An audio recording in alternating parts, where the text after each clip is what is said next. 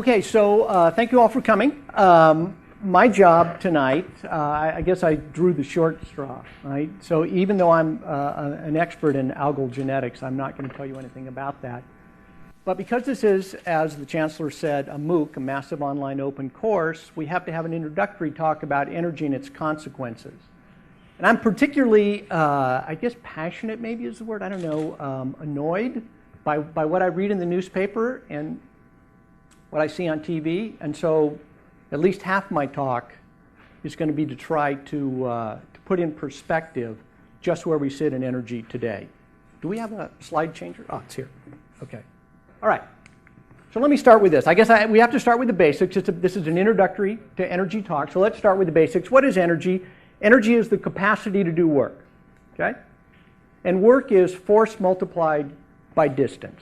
So you will all recognize there are lots of different forms of energy. Chemical energy, the most common one you see all the time. This can be gasoline for your car. This can be food. Solar energy. This drives photosynthesis, but it also drives photovoltaics, right? It keeps us warm. Mechanical energy. This happens to be a ride, but it could be a car. Nuclear energy and electrical power, okay? So all of these are different forms that we commonly see every day, but the most important thing that we have to understand is that the first law of thermodynamics has to be followed. And what that says is energy can neither be created nor destroyed. It can only be transformed from one state to another. So what does that mean? What that means is that we do not produce energy, right? We can't make it. What we can do is we can mine it if it's fossil fuel. We can pull that out of the ground. And then we can burn it and we can convert that chemical energy into mechanical energy to drive a car or fly a plane. Okay? We can certainly convert solar energy into food or into electricity, all right? But those energies already exist, right? Where does our energy come from? Surprisingly, most of it comes from fossil fuel, about 85% of it, all right? We do get a fair amount from combustibles, right? This means wood. It also means dung in many parts of the world. You burn that for cooking or burn that to stay warm, right? We get some from hydroelectric and a fair amount from nuclear, but clearly most of it comes from these three, right? And these are certainly the things that impact us greatly. And as we'll talk over the next, 12 lectures over the next 4 weeks, right? The mining of these things, the processing and the burning of these things has significant consequences. I'll talk a little bit today about what I think some of the most important consequences are of this, which is actually not in transportation, but it's rather in food and food production. But next week we'll also talk about the consequences this has on the environment in terms of climate change. And the week after that we'll talk about the economics of this, right? Because for large parts of the world, the economics of energy are what impacts their lives gravely, all right? And then the very last night we're going to talk about food and food security and water, right? All right, but here's an important concept that we also have to understand, right? And that is that there's a difference between energy and power. So oil is stored energy, right? It is potential energy. We can burn that. Power, which is electricity, is produced and delivered for transmission for immediate use, right? We all obviously understand this. If you go out and have gasoline in your car, you understand that that's energy, and anytime you choose to go out and turn that ignition, right? As long as your car's in good shape, it'll start and you can drive, right? That is very different than electricity. Electricity, we take fossil fuels primarily, a little bit of wind and solar, but primarily fossil fuel. We turn that into electricity, we put that on the grid, and it has to be used by somebody. If it's not, it simply dissipates as heat. Right? So there's a big difference between these two. Obviously, for transportation, these are wonderful things that we have fuels. All right? So they're not completely interchangeable. We think about them as interchangeable, but for many things, they're not. Right? Okay, so why is energy so important? Right? Obviously, we use it in every single thing we do. But for myself, when I really started to look at energy about 6 or 7 years ago, I was shocked by some of the numbers on this, all right? Today, energy production in the world is $5.8 trillion, with a T, trillion, all right? As I'll show you in a minute, food and fuel are really just two different parts of chemical energy. In fact, we take a lot of our fossil fuel and turn that into food. Chemicals, you'll recognize, clearly come from fossil fuels. So if you add all of these things up together, all of those parts of energy actually equal about 70% of the total commerce on the planet. Just to put that in perspective, here's pharmaceuticals, right? We think of the pharma industry as enormous here in San Diego. It's only about $650 billion total. Now, that's not all medicine. If you add in all medicine, all surgeries, all doctors, or everything else, that number goes up a lot. But if we just talk about the physical properties of it, right, just what is bought and sold in that, it is a fraction of what the world's energy market is. And that world energy market, as the Chancellor said, is growing incredibly fast.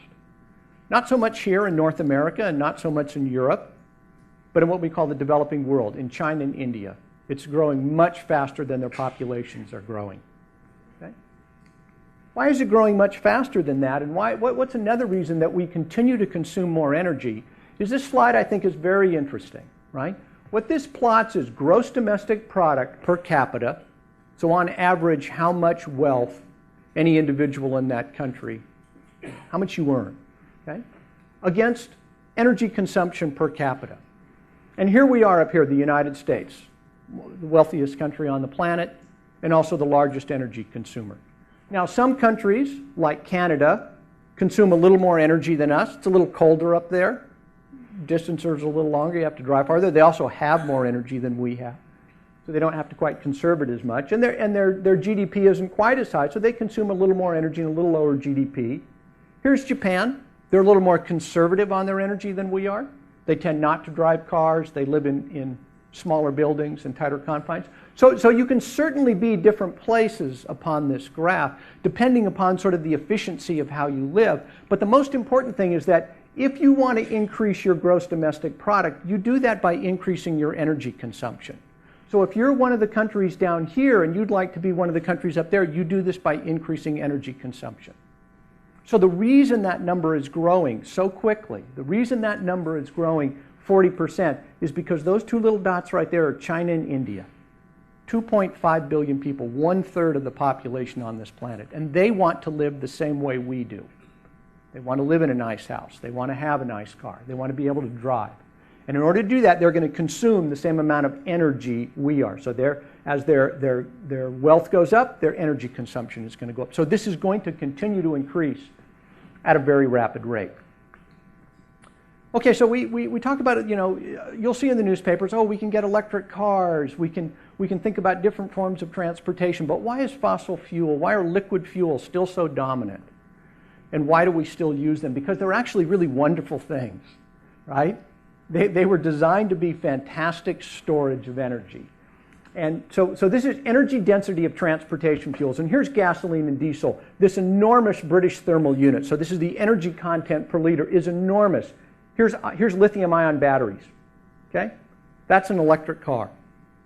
It's not that electric cars don't work.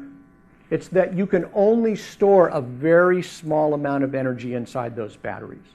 Some of you know this because if you get a car, you're limited on how far you can drive it before you have to charge it up again. If you have a gas tank full, right, with 16 or 20 gallons in it, you can go hundreds and hundreds of miles on this, because the energy density is so high. So they're actually fantastic sources of energy, right? They're a fantastic resource. The other thing is they're actually cheap. So we complain about gasoline. We say, oh, it's $4 a gallon. How can that be? You know, we demand that it only be $2 a gallon. But in fact, we pay outrageous sums of money for other things. I mean, here, I picked Fiji water here at $7.15 a gallon. Lord knows what a Starbucks coffee would be per gallon if I put it up there. Some of those fancy things, I'm sure, are well over 25, right? This, at $4 a gallon, is still only 60 cents a pound, right? That's cheaper than potatoes, that's cheaper than rice. That is literally cheaper than anything you can get on the planet except dirt, right? The other thing, that this enormous energy density, so 1 gallon of gasoline has 116,000 BTUs. That is equivalent to about 108 slices of pizza, right? So if you had to go out and buy the same number of calories as in a gallon of gasoline, it would cost you about $217. This is why fossil fuels are still used. This is why they're still going to be used in the future, right? Because there is still a fair amount on this planet. Although we'll talk a little bit, there's not quite as much as maybe you've heard recently. So today, in the United States, we consume about 300 billion gallons of fuel every year. About 19 million barrels a day. This is total consumption of the world over the last 25 years. Right? Today we're just a little bit under 90 million barrels per day of energy consumption. And what you can see is, by and large, these countries here, which is Asia and Pacific, they're going up pretty quick. Many of you may know that in North America and Europe, we've actually declined over the last 4 or 5 years in our energy, in our petroleum use, mainly because we've gotten more efficient in our automobiles, something called the CAFE standards. It was a requirement that cars become more fuel efficient. We've also become more clever about insulating our houses and getting more fuel efficient in our buildings, all right? But we already live at a very high standard of living, so we can afford those efficiency increases. These guys don't live at a high standard of living. This is by and large, this increase is electrification in India and China. This is the power plants that are going into India and China so that they can have electricity, so that they can read at night and maybe air condition their buildings, all right? So this number is going to continue to go up. Here's just one really good example of it. This is actually a picture from the freeways in Beijing in 2009. And I had been there 10 years previous to this, and at that time there was a huge number of bicycles and mopeds just everywhere. They just dominated the streets. And when I went back in 2009, this is what it looked like. All the motorcycles and mopeds were gone. And they had been replaced by these brand new cars. Maybe it's a little hard to tell from this picture, but all of the cars are brand new. And in fact, in 2010, 11 million new cars were sold into China. About the same number that were sold into the United States. Although in the United States, that's about a steady state. We retire about 19 million cars per year, and we put about 19 million new ones on the road. In China, these are all new cars. So this is simply a plot of the number of automobiles that are coming. Here's the increase in the world. Here's U.S. We're at steady state. In 2011, worldwide number of cars surpassed 1 billion automobiles. And this number is going to continue to go up.